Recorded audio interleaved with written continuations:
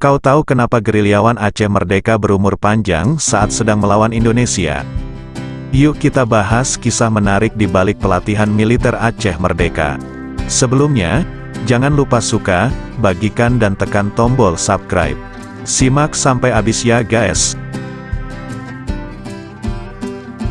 Libya di bawah kepemimpinan Muammar Gaddafi adalah sebuah negara penting yang berdiri dengan kepala tegak menentang kepentingan politik dan militer serta nilai-nilai munafik demokrasi ala Barat.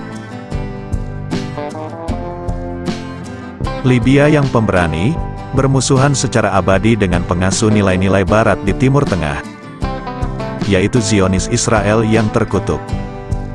Hingga kini, Libya menentang sang Zionis hingga ke akar-akarnya, karena secara politik, Libya hancur karena fitnah tak termaafkan dari negara-negara Barat bisikan Zionis internasional.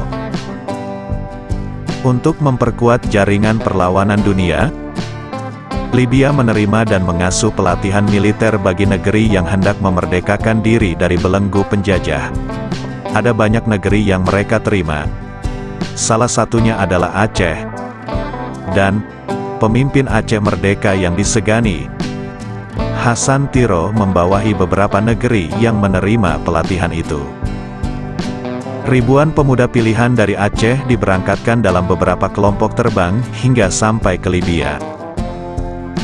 Dan dua orang yang menonjol dan mendapat predikat terbaik adalah Muzakir Manaf dan Ishak Daud.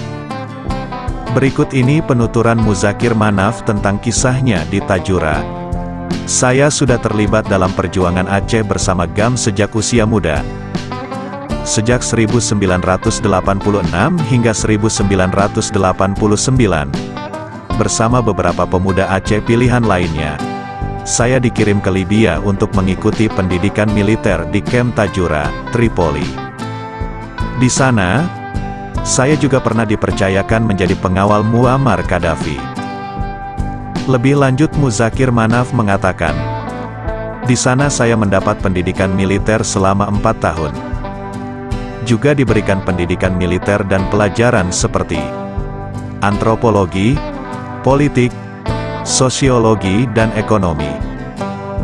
Itu berlangsung selama 4 tahun masa pendidikan, dan diajarkan langsung oleh Wali Hasan Tiro.